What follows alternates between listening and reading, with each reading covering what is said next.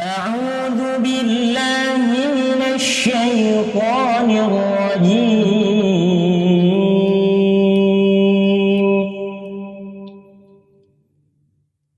يا أيها الذين آمنوا هل أدلكم على تجارة تنجيكم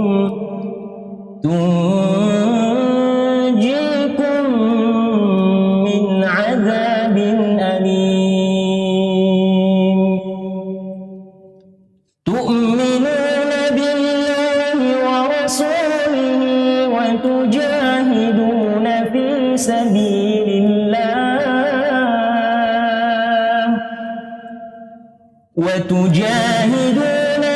سبيل الله بأموالكم وأنفسكم، ذلكم خير لكم إن كنتم تعلمون. يغفر لكم ذنوبكم ويدخلكم جنات تجري من تحتها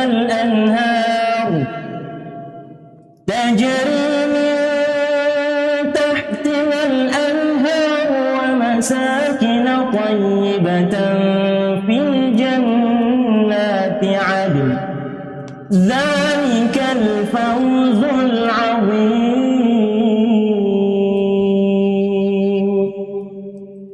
وأخرى تحبونها نصر من الله وفتح قريب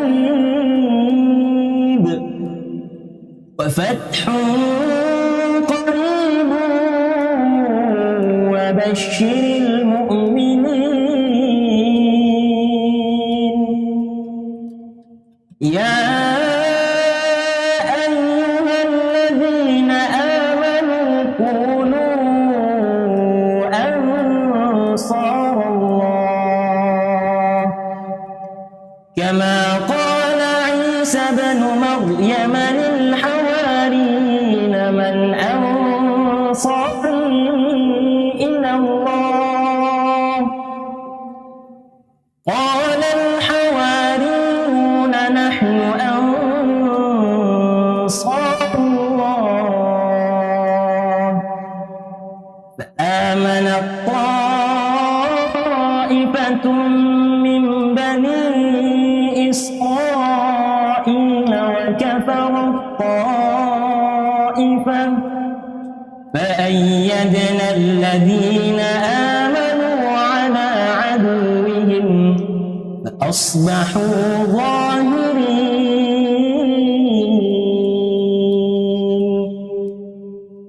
بسم الله الرحمن الرحيم. إنا أنزلناه في ليلة القدر وما أدراك ما ليلة القدر. ليلة القدر خير من ألف شهر. تنزل الملائكة والروح فيها بإذن ربهم من كل أمر.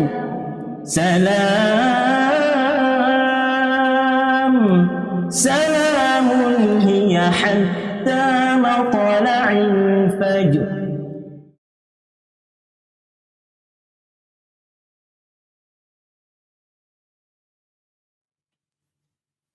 أعوذ بالله من الشيطان الرجيم.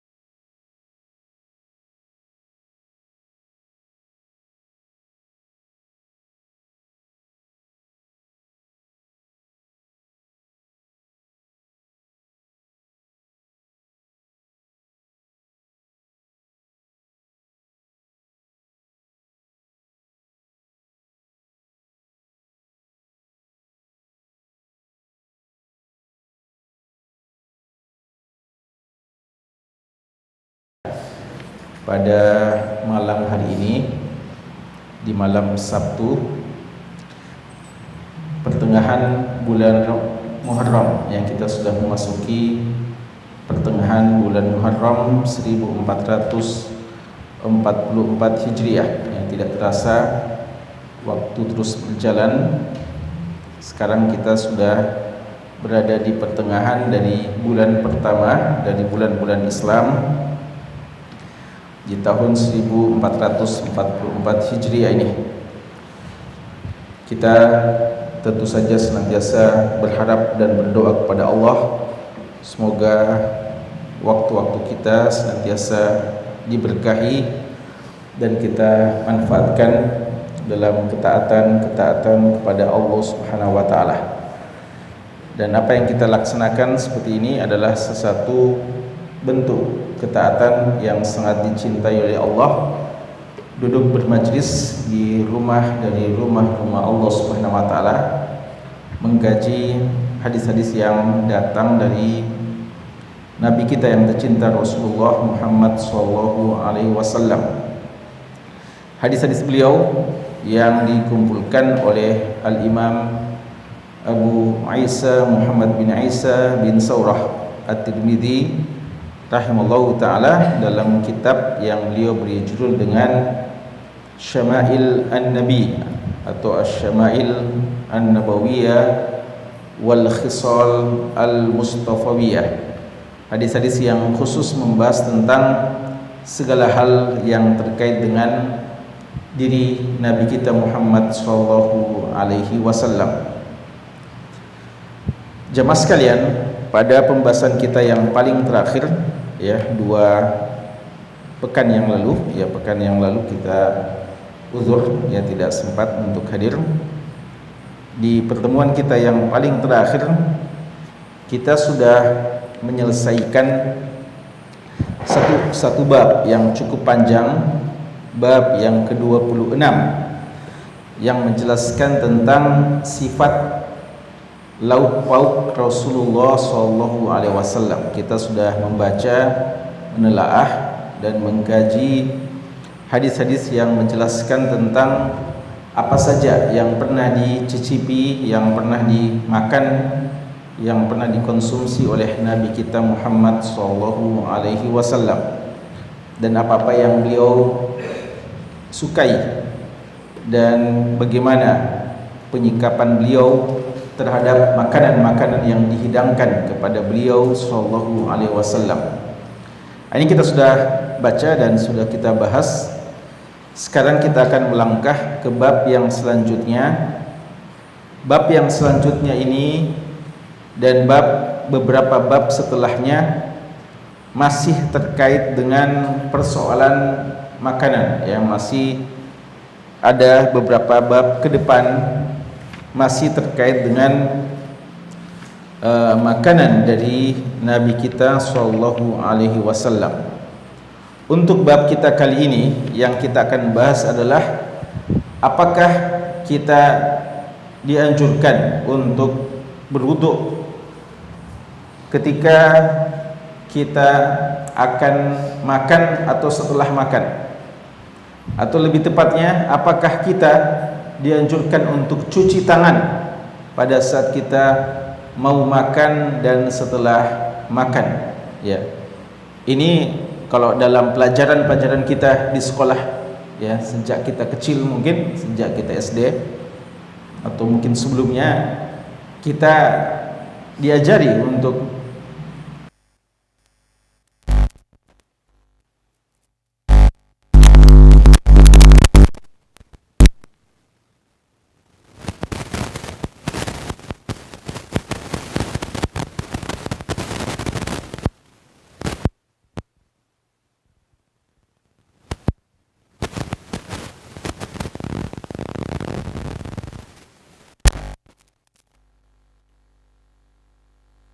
berpahala karena dia niatkan menghidupkan sunnah Nabi sallallahu alaihi wasallam. Ini yang insyaallah kita akan bahas, dan Imam Tirmidzi rahimallahu taala menyebutkan kepada kita beberapa hadis yang berkaitan dengan masalah ini. Beliau beri judul dengan Babu ma jaa fi sifati wudu'i Rasulillah sallallahu alaihi wasallam 'inda ta'am. Bab tentang ma jaa, apa-apa yang datang, maksudnya dalil-dalil yang datang tentang sifat wuduknya Nabi sallallahu alaihi wasallam 'inda ta'am, ketika makan. Ketika makan ini, 'inda bisa diartikan sebelum makan dan juga bisa bermakna setelah makan. Dan wudu, ya ini perlu juga dijelaskan. Kata-kata wudu, ulama kita mengatakan wudu itu ada dua maknanya, yaitu wudu dalam makna bahasa dan wudu dalam makna syariat. Jika saja yang dimaksudkan wudu dalam makna bahasa, maka wudu itu dimaknai dengan mencuci tangan. Ya, wudu bisa diartikan dengan sekedar mencuci tangan. Orang yang mencuci tangan itu bisa dikatakan sebagai berwudu, sekedar mencuci tangan saja. Dan itu kadang digunakan dalam sebagian hadis, penggunaan kata-kata wudu, tapi sebenarnya yang dimaksudkan adalah cuci tangan saja, bukan makna wudu yang kita fahami ketika kita mau sholat. Itu makna wudu dari segi bahasa. Yang kedua, kadang wudu yang dimaksudkan adalah memang wudu seperti ketika kita mau sholat, di mana kita mencuci dan mengusap anggota-anggota tubuh yang dianjurkan untuk dicuci atau diusap. Ada 4 yang wajib seperti yang kita ketahui: wajah kita, tangan sampai siku, lalu kepala dan kaki sampai mata kaki. Atau yang lebih lengkap lagi adalah mulai cuci tangan, lalu berkumur-kumur, menghirup dan mengeluarkan air dari hidung, kemudian mencuci wajah kita dan mencuci pergelangan, mencuci tangan sampai siku, kemudian mengusap kepala kita dan kedua telinga, lalu terakhir ditutup dengan mencuci atau membasuh kedua kaki kita sampai mata kaki. Itu wudu secara syariat yang kita laksanakan, kita lakukan ketika kita mau sholat dan melakukan beberapa ibadah lainnya. Nah, sekarang apa yang dimaksudkan dengan wudu dalam hadis kita ini atau dalam pembahasan kita ini? Kalau kita baca dalil-dalil yang dicantumkan, maka kita dapati maksud dari wudu di sini adalah cuci tangan. Ya, maksud dari wudu di sini adalah cuci tangan. Maka pembahasan kita dalam pembahasan ini adalah bukan maknanya apakah kita dianjurkan wudu sebelum makan atau setelah makan. Karena itu jelas bahwa dia tidak dianjurkan kecuali dalam beberapa keadaan. Seperti kalau sudah makan apa ya, makanan yang membatalkan wudu menurut sebagian ulama kita, makan unta ya, yang membatalkan wudu. Atau sebelum makan, yaitu ketika kita junub ya, ketika junub ya, sebagaimana yang disebutkan dalam riwayat Imam Nasai bahwa Nabi kita sallallahu alaihi wasallam berwudu ketika beliau junub pada saat akan tidur dan pada saat sebelum makan, ketika beliau masih dalam keadaan junub. Adapun selainnya maka beliau tidak berwudu. Tapi persoalan kita, apakah beliau cuci tangan atau tidak sebelum dan sesudah makan? Nah, ini pembahasan kita ya. Pembahasan kita sekali lagi adalah masalah mencuci tangan sebelum dan sesudah wudu. Kita baca dulu hadisnya, lalu kita akan jelaskan sedikit insyaallah perbedaan pendapat ulama kita, khilaf di antara mereka tentang masalah ini. Fadhal. Hadis yang ke-185. Alhamdulillah wassalatu wassalamu ala man la nabiyya ba'dahu ba'd. Kitab Asy-Syama'il Muhammadiyah lil Imam Abi Isa Muhammad bin Isa bin Sawrat at-Tirmidzi rahimahullahu taala rahmatan wasi'ah. باب السابع والعشرون باب ما جاء في صفة وضوء رسول الله صلى الله عليه وسلم عند الطعام. الحديث رقم 85 بعد المئة. قال الإمام الترمذي رحمه الله تعالى: حدثنا أحمد بن منيع قال حدثنا إسماعيل بن إبراهيم عن أيوب عن ابن أبي مليكة عن ابن عباس رضي الله عنهما أن رسول الله صلى الله عليه وسلم خرج من الخلاء فقرب إليه الطعام فقالوا: ألا نأتيك بوضوء؟ قال: إنما أمرت بالوضوء إذا قمت إلى الصلاة. Ya. Baik. Hadis yang pertama dalam pembahasan kita ini, atau hadis yang ke-185 dalam kitab Asy-Syama'il. Hadis yang datang dari sahabat yang mulia Abdullah bin Abbas radhiyallahu anhuma, anna Rasulullah sallallahu alaihi wasallam, bahwasanya Rasulullah sallallahu alaihi wasallam kharaja minal khala', beliau keluar dari al-khala'. Al-khala' maksudnya adalah toilet ya, atau tempat buang hajat ya. Pada masa itu disebut dengan khala' ya, karena mereka umumnya tidak memiliki tempat bangunan yang permanen untuk toilet, tapi mereka menjauhkan diri dari pandangan manusia atau dari kumpulan manusia untuk mencari tempat yang aman membuang hajat mereka ya, karena itu dikatakan sebagai khalwah ya, khala'. Mereka menjauh. Rasulullah SAW kharaja minal khala', pada satu hari beliau keluar dari khala', dari tempat buang hajatnya. Faqurriba ilaihi ta'am, dan lalu beliau didekatkan kepadanya makanan, disodorkan, dihidangkan kepadanya makanan. Faqalu, lalu mereka berkata, ala na'tika biwudu', apakah kami tidak bawakan kepadamu wahai Rasulullah wudu', air untuk berwudu'? Qal, kata beliau, innama umirtu bil wudu'.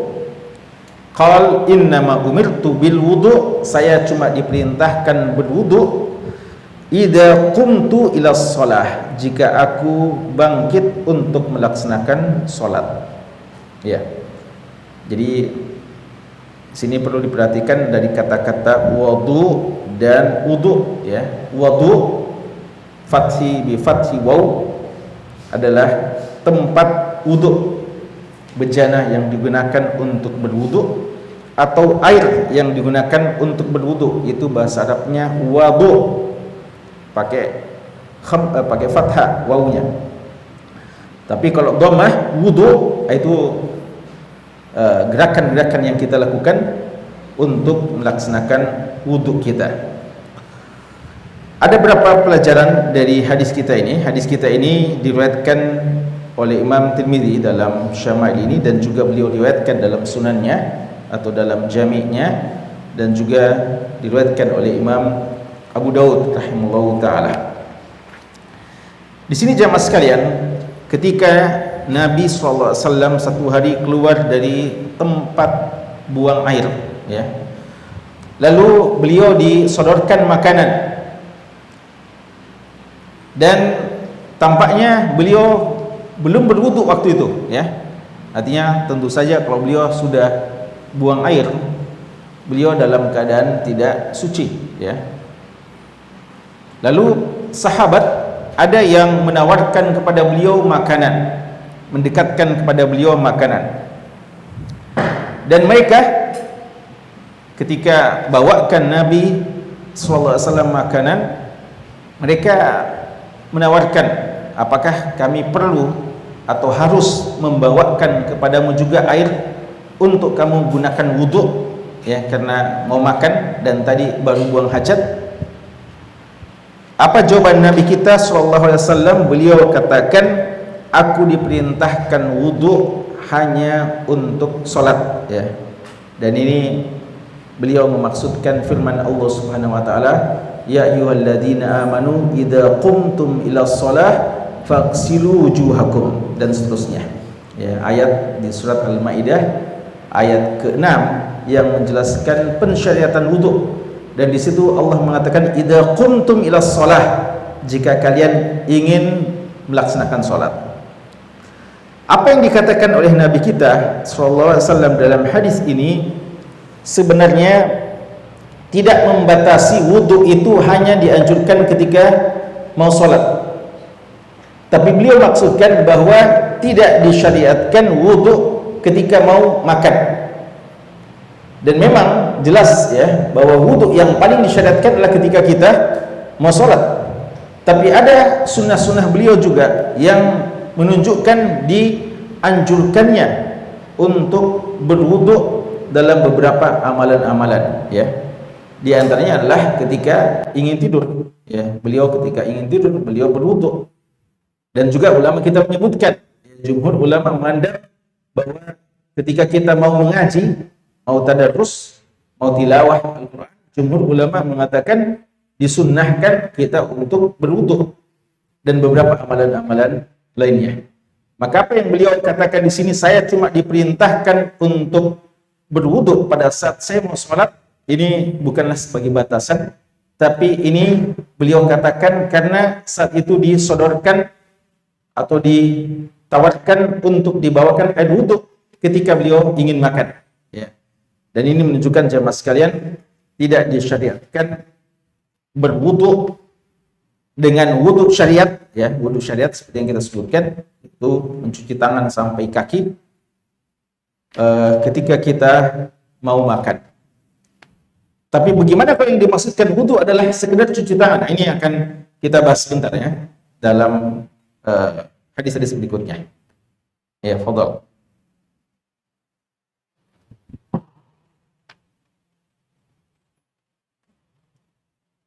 الحديث رقم 86 بعد 100. قال الإمام الترمذي رحمه الله تعالى حدثنا سعيد بن المخزومي قال حدثنا سفيان بن عيينة عن عمرو بن دينار عن سعيد بن الحويرث عن ابن عباس رضي الله عنهما قال خرج رسول الله صلى الله عليه وسلم من الغائط فأتي بطعام فقيل له ألا تتوضأ؟ فقال أصلي فأتوضأ أو فأتوضأ. Nah, hadis yang kedua atau hadis yang ke-186, hadisnya mirip dengan hadis sebelumnya, juga datang dari Abdullah bin Abbas radhiyallahu anhu, walaupun hadis ini lebih sahih tentunya, diriwayatkan oleh Imam Muslim. Rasulullah SAW, kata Abdullah bin Abbas radhiyallahu anhu, beliau satu hari keluar dari minal ghaid, dari buang hajat, ya. Jadi buang kotoran. Fa'utiya bi ta'am, maka lalu dibawakan kepada beliau makanan. Faqila lahu ala tatawadda, lalu dikatakan kepada beliau, apakah kamu tidak berwudu? Ya, kalau tadi ditawarkan untuk dibawakan air wudu, ya. Kalau di sini tidak disebutkan ditawarkan dibawakan air wudu.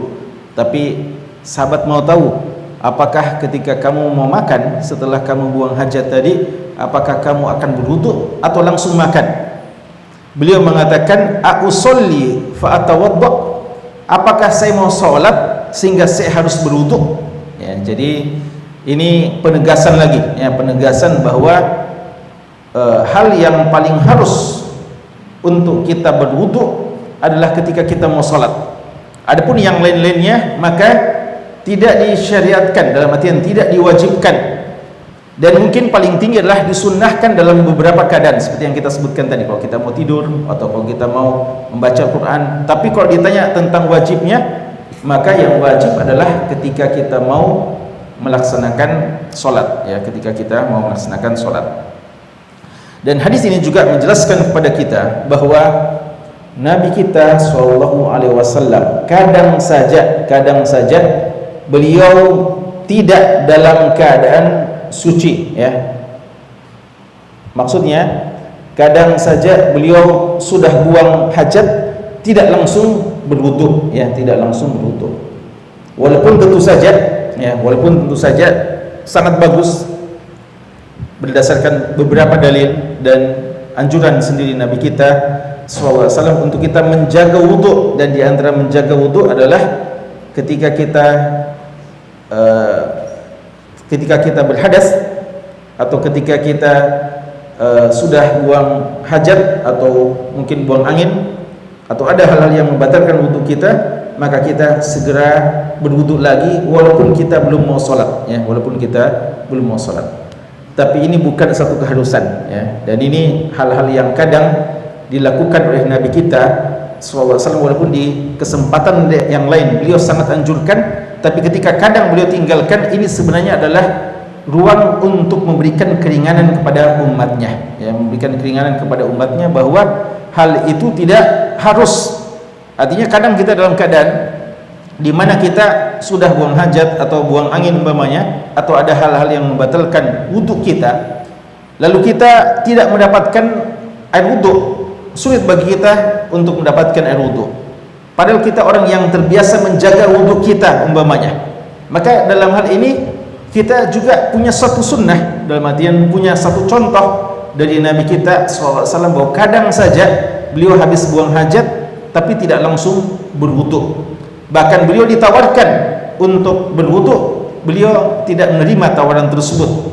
Nah, ini untuk meringankan umatnya dan sekaligus sebagai informasi bahwa tidak harus berwudu ketika kita ingin makan. Ya, ini wudu yang dimaksudkan adalah wudu dalam makna syariat. Dan sebentar lagi ada wudu dalam makna bahasa seperti yang kita maksudkan, yaitu cuci tangan, ya. Fadhal.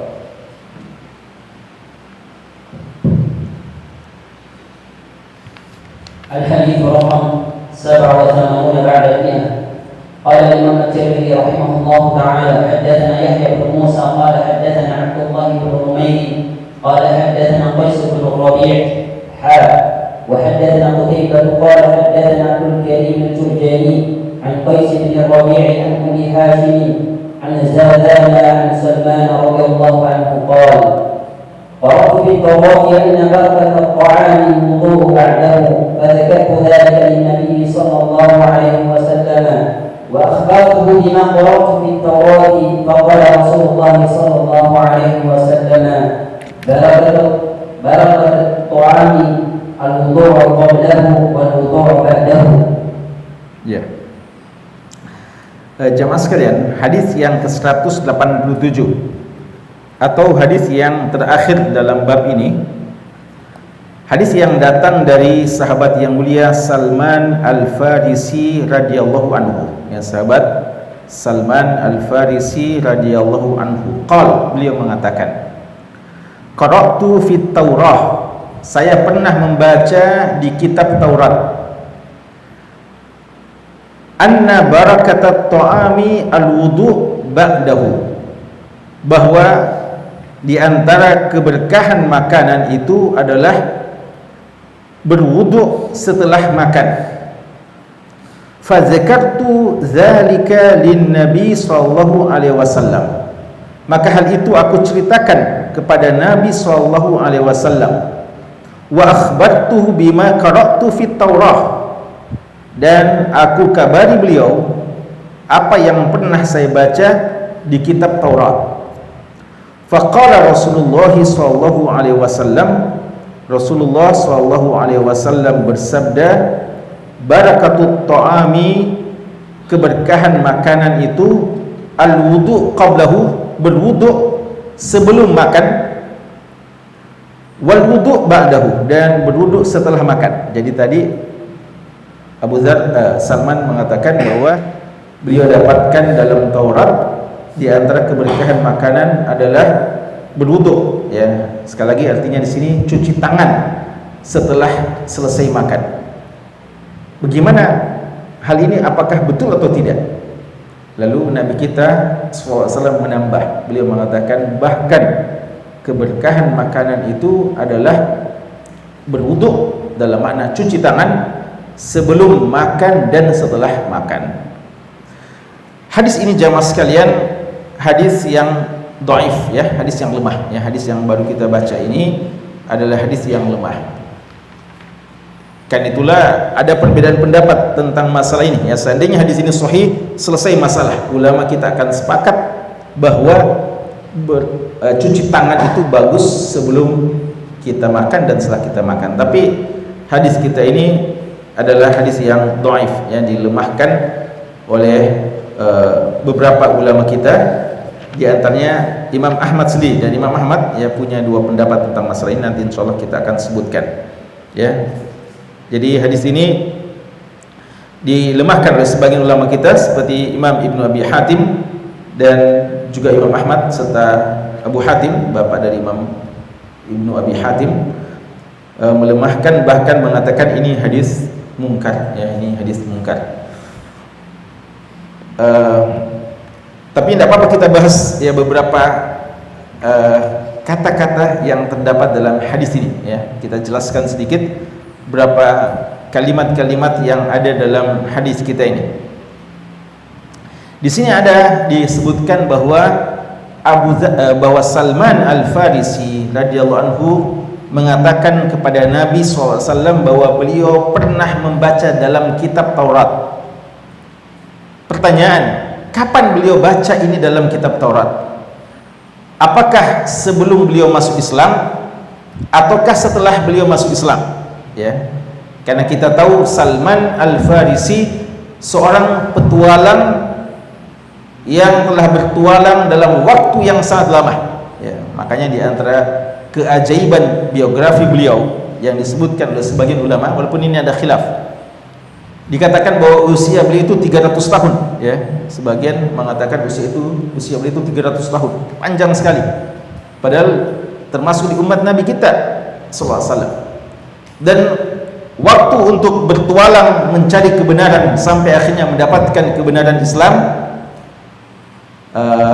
itu, ya, nanti terakhir sekali baru beliau mendapatkan kebenaran pada Islam.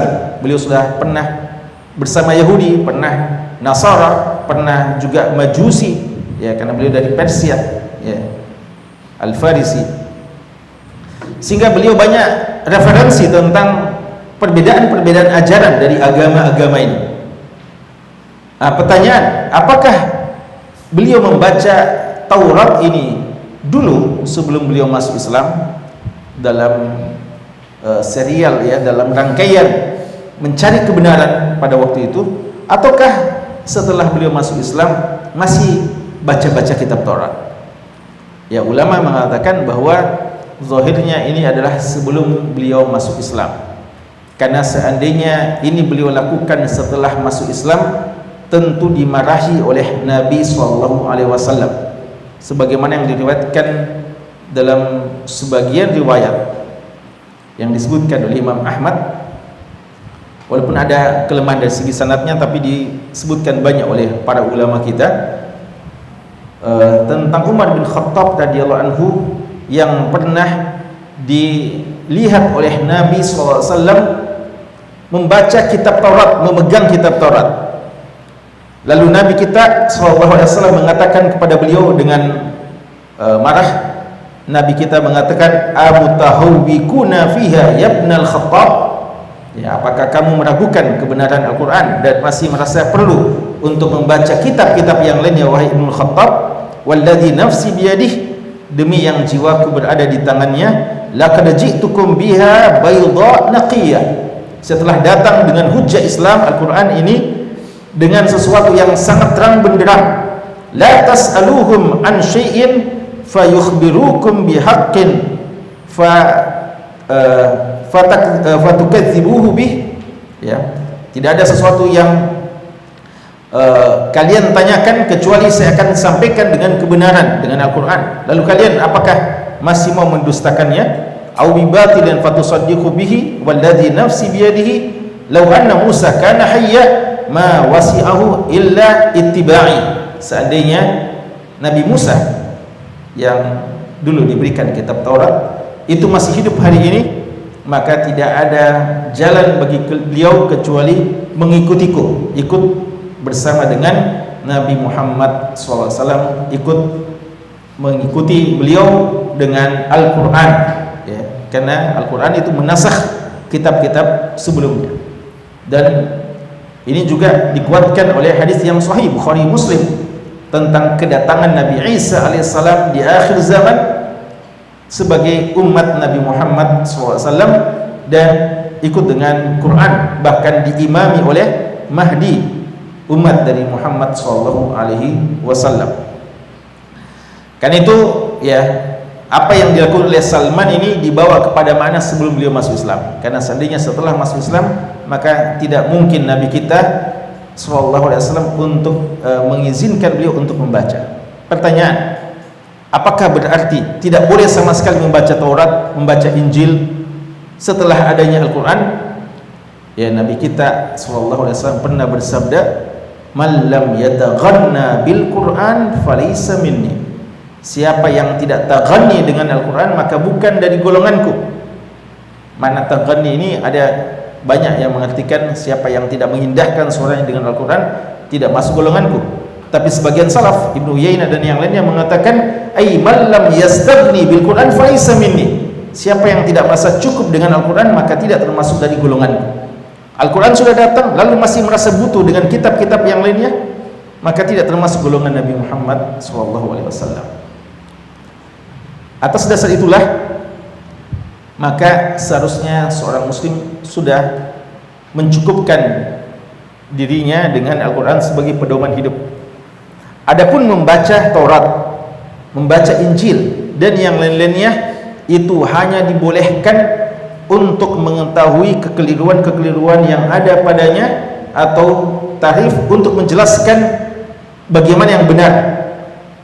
Dan ini hanya diberikan kepada orang-orang yang diasumsikan yang mampu untuk menguasai dengan baik dan meluruskan kekeliruan tersebut, bukan orang yang baru belajar, ya. Karena kalau orang yang baru belajar justru nanti akan terkena syubhat dan ya waliyadzubillah kalau sampai murtad, ya. Nah, ini para ulama kita pun tidak semuanya yang diizinkan untuk itu, tidak semuanya yang mendalami yang masalah-masalah yang seperti itu. Ini hanya khusus bagi pakar-pakar yang mungkin setelah tentu saja basicnya tentang Al-Quran mesti sudah kuat sebelumnya, lalu setelah itu ada muqarranatul adyan untuk menjelaskan ya hal yang sudah beda antara kitab-kitab terdahulu dengan kitab-kitab atau dengan kitab Al-Quran, ya. Itu kesimpulannya ya tentang masalah ini, ya. Maka sah-sah saja kalau kita hari ini punya seorang seperti Zakir Naik, ya, atau seperti Ahmad Didat, ya, dan mungkin di kita juga ada sebagian pakar-pakar kristologi, ya, para kristolog. Tapi ini tidak setiap kita, ya, tidak setiap kita yang bisa seperti itu, ya. Tentu saja mesti orang yang sudah punya pendalaman yang baik tentang agama kita ini. Maka ya kita kembali bahwa apa yang dilakukan oleh Abu Dzar ini adalah apa yang beliau pernah temui dari pengalaman beliau ketika membaca Taurat. Itu pun masih perlu di murajaah, perlu di asistensi setelahnya itu kepada Nabi kita SAW. Apakah betul itu? Ya, karena jangan-jangan apa yang kita baca itu ternyata itu termasuk yang ditahrif, termasuk yang ada diubah oleh umat terdahulu, atau boleh jadi itu tidak termasuk yang ditahrif tapi berbeda dengan syariat kita, ya, karena syariat kita ini menasakh sebagian hukum-hukum yang dulu ada pada umat terdahulu, ya. Jadi boleh saja tidak termasuk ya di antara yang diubah, tapi dia sudah tidak disahkan oleh syariat Nabi kita Muhammad SAW. Maka Salman bertanya, apakah betul itu yang saya baca? Ternyata hadis ini mengatakan, kalau sahih ya, tapi dhaif sebenarnya, hadis ini mengatakan ada tambahan. Kalau dalam Taurat dikatakan keberkahan pada makanan itu adalah cuci tangan setelah makan, maka Nabi kita sallallahu alaihi wasallam, kalau sahih ya, tapi sekali lagi dhaif, mengatakan bukan cuma ketika sudah makan, tapi juga sebelum makan, ya, cuci tangan. Jadi wudu di sini maknanya adalah cuci tangan sebelum dan sesudah makan. Kesimpulan tentang masalah ini, ya, ada khilaf dari ulama kita, ya. Jadi untuk pertama kita katakan, ya, untuk wudu, kalau dalam makna wudu yang disyariatkan, wudu ketika kita mau sholat, maka sepakat ulama kita bahwa ini tidak disyariatkan untuk kita berwudu untuk makan sebagaimana wudu kita untuk sholat, kecuali ketika kita dalam keadaan junub, ya, dalam hadis Nasai, ya, bahwa ini dilakukan oleh Nabi sallallahu alaihi wasallam. Sekarang bagaimana kalau makna wudu ini cuci tangan? Apakah kita dianjurkan cuci tangan atau tidak? Ada khilaf dari ulama kita. Pendapat yang pertama, pendapat yang mengatakan tidak dianjurkan. Tidak dianjurkan. Bahkan bukan cuma tidak dianjurkan, sebagian menganggap ini bentuk tasyabbuh, ikut-ikutan dengan tradisi di luar Islam, ya. Dan di antara yang paling tegas dalam masalah ini adalah Imam Malik rahimahullahu taala. Ketika ditawarkan masalah cuci tangan atau sebelum atau sudah makan, beliau mengatakannya hada min fi'lil ajim. Ini perbuatan orang di luar Islam ini, yang tidak kita kenal yang seperti ini. Dan ini juga dikatakan oleh Sufyan Ats-Tsauri rahimahullahu taala dan Laits bin Sa'ad Al-Fahmi Al-Misri, dan juga Imam Ahmad dalam salah satu riwayat beliau, ya. Beliau mengingkari masalah ini dengan alasan tidak ada hadis-hadis yang sahih yang menganjurkan untuk itu, ya. Tidak ada hadis-hadis yang sahih menganjurkan untuk cuci tangan sebelum dan sesudah makan dalam bentuk anjuran, ataupun hadis ini dhaif. Dan ada beberapa hadis-hadis yang lain, ya. Saya bacakan beberapa di antaranya, hadis-hadis yang lain yang menganjurkan seperti itu, tapi juga hadisnya lemah. Diriwayatkan oleh dalam hadis yang lain dikatakan, man ahabba an yuksir khaira baitihi falyatawadda idza hadara gidauhu aw ghadauhu wa idza rufi'a. Yang diriwayatkan Imam Ibnu Majah, tapi di sini juga lemah. Dalam riwayat Ibnu Majah dikatakan, barang siapa yang ingin memperbanyak kebaikan di rumahnya, man ahabba an yuksira atau an yukassira khaira baitihi, ingin memperbanyak kebaikan. Ini saya perlu bacakan supaya antum tahu, ya, kalau membaca atau mendengarkan di sini, ini hadisnya juga lemah. Diriwayatkan oleh Imam Ibnu Majah, barang siapa yang ingin memperbanyak kebaikan di rumahnya, falyatawadda, hendaknya dia berwudu, idza hadara ghada'uhu, jika datang makanannya, artinya mau makan, aw rufi'a, atau diangkat selesai makan. Kemudian hadis yang lain diriwayatkan Imam Tabrani dari Nabi SAW, beliau bersabda, al-wudu qabla at-ta'am yanfi al-faqra. Wudu dalam artian cuci tangan, ya, cuci tangan sebelum makan itu menghilangkan kefakiran, menghilangkan kemiskinan. Wa ba'dahu yanfi al-lamam, dan wudu atau dalam artian cuci tangan setelah makan menafikan al-lamam. Apa itu lamam? Illa al-lamam, ya, dalam surat An-Najm. Lamam artinya dosa-dosa kecil, ya, dosa-dosa kecil. Jadi hadis ini seandainya sahih, ini juga menunjukkan keutamaan cuci tangan sebelum makan, karena cuci tangan sebelum makan katanya menafikan kemiskinan. Cuci tangan setelah makan menafikan atau menghilangkan dosa-dosa kecil. Hadis ini sekali lagi, ya, dhaif, didhaifkan oleh Imam Al-Iraqi dan lain-lainnya. Berarti atas dasar ini, ya, ulama kita mengatakan tidak dianjurkan karena hadis-hadis yang menganjurkan itu lemah. Yang kedua, yang mengatakan bahwa dianjurkan, di antaranya ini riwayat Imam Ahmad rahimahullahu taala. Alasannya, hadis-hadis seperti ini atau hadis Tirmidzi kita ini, hadis Salman radhiyallahu taala anhu. Ya. Dan ada dua kemungkinan ya. Apakah riwayat bahwa Imam Ahmad mengamalkan hadis ini sahih atau tidak? Ya. Ya, karena riwayat yang lain juga mengatakan Imam Ahmad memandang tidak dianjurkan. Dan seandainya betul Imam Ahmad memandang dianjurkan, maka boleh jadi beliau memandang diamalkan walaupun hadisnya dhaif ya, karena beliau juga mendhaifkan hadis tadi ya, hadis Salman. Dan pendapat ketiga ya, kalau kita mau tambah pendapat ketiga, kesimpulan dari ulama kita, dan ini disebutkan oleh Imam Ibnu Qayyim al-Jauziyah rahimahullah taala. Imam Ibnu Qayyim al-Jauziyah rahimahullah dan juga Syekhul Islam Ibnu Taimiyah sudah mengumpulkan semua ini, yang disimpulkan bahwa tidak ada perintah khusus yang sahih menganjurkan kita untuk cuci tangan sebelum makan dan sesudah makan. Maka dia dikembalikan kepada kondisi kita.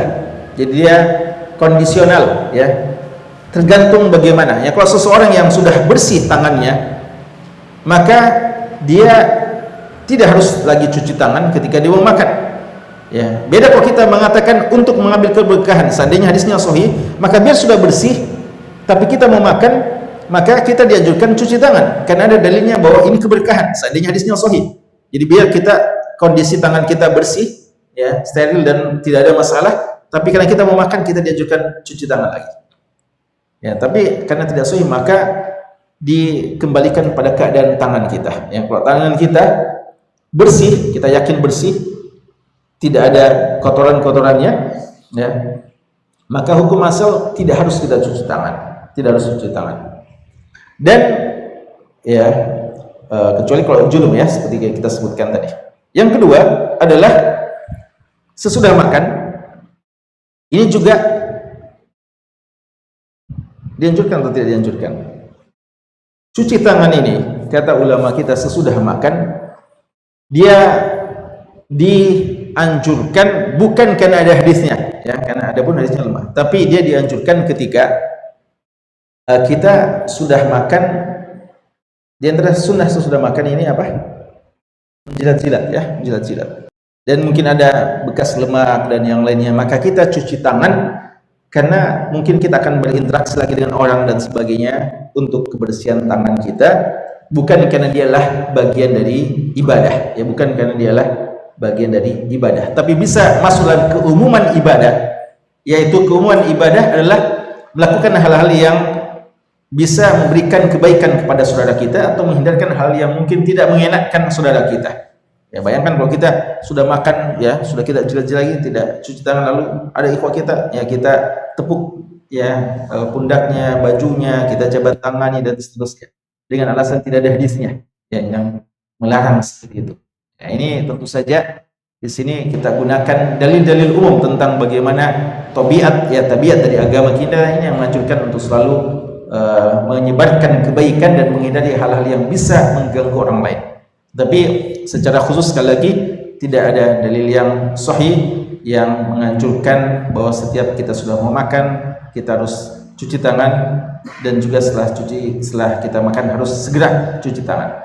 Tapi kita lakukan itu untuk kesempurnaan ya, pada saat-saat kita mungkin ada keraguan ya tangan kita ini, maka silahkan cuci tangan ya. Ulama kita yang mengatakan bahwa ini bagian dari umat terdahulu, mereka mengatakan dulu itu mungkin saja pernah dianjurkan oleh Rasulullah, tapi setelah itu tidak ya. Ini bagian-bagian dulu beliau suka mengikuti ahlul kitab, lalu akhir-akhir kehidupan beliau menyelisihinya ya. Ini di antara alasan ya, pendapat pertama. Tapi pendapat yang mengarahkan ya seperti yang kita sebutkan terakhir ini, mudahan itu yang lebih tepat. Wallahu ta'ala alam.